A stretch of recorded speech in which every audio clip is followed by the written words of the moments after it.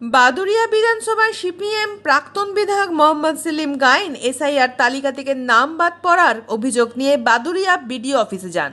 সেখানে তিনি বিডিওর সঙ্গে দীর্ঘক্ষণ বৈঠক করে বিষয়টি নিয়ে আলোচনা করেন। তার দাবি, সাম্প্রতিক চূড়ান্ত ভোটার তালিকা প্রকাশের পর দেখা গিয়েছে রাজ্য জুড়ে প্রায় ৬০ লক্ষ মানুষের নাম তালিকা থেকে বাদ পড়েছে।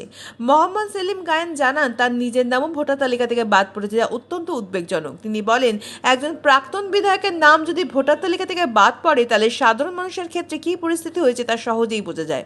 রাজ্য জুড়ে প্রায় ৬০ লক্ষ মানুষের নাম বাদ যাবার বিষয়টি অত্যন্ত গুরুতর। তিনি আরও বলেন, অনেক ক্ষেত্রেই বৈধ ভোটারদের নাম তালিকা থেকে বাদ পড়েছে বলে অভিযোগ সামনে আসছে। এতে গণতান্ত্রিক অধিকার ক্ষুণ্ণ হবার আশঙ্কা তৈরি হয়েছে। তাই বিষয়টির গুরুত্ব সহকারে খতিয়ে দেখে দ্রুত প্রয়োজনীয় পদক্ষেপ নেওয়ার দাবি জানান তিনি। এদিন বিডিওর সঙ্গে বৈঠকে তিনি বাদ পড়া ভোটারদের নাম পুনরায় অন্তর্ভুক্ত করার প্রক্রিয়া দ্রুত শুরু করার দাবি তোলেন। পাশাপাশি সাধারণ মানুষ যাতে সহজেই সংশোধনের আবেদন করতে পারেন সেই বিষয়ে প্রশাসনের কাছে উদ্বেগ নেওয়ার আহ্বান জানান। আমাদের পার্টটা নাকি হয়ে গেছে বললেন, কি হয়েছে কিছু বলতে পারছেন না, কি হয়েছে বলবেনও না, পরিষ্কার কিছু বলছেন না, বলে হয়ে গেছে, আপনাদের চেকিং হয়ে গেছে আপনাদের।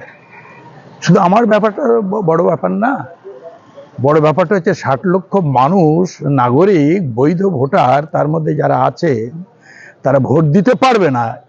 এর থেকে দুর্ভাগ্যের জিনিস আর হতে পারে না। অগণতান্ত্রিক পদ্ধতি এর থেকে আর হতে পারে না।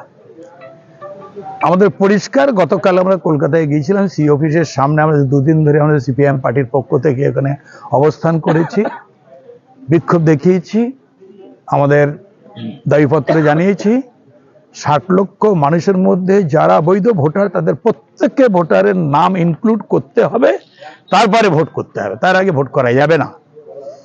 একটা পরিষ্কার পরিচ্ছন্ন কথা। আজকে আমাদের হাইকোর্টে রাজ্যের পক্ষ থেকে হাইকোর্টে যাওয়া হয়েছে ভোটার তালিকা। আর এই বানু তো আছেই, সুপ্রিম কোর্টে আছে আর কি, মুস্তাফি বানু।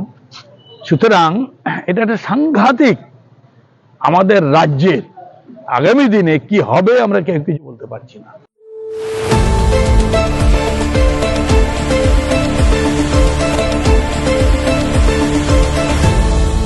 আপনারা দেখছেন এই বেলা বাংলা, শিরোনামে সবার আগে।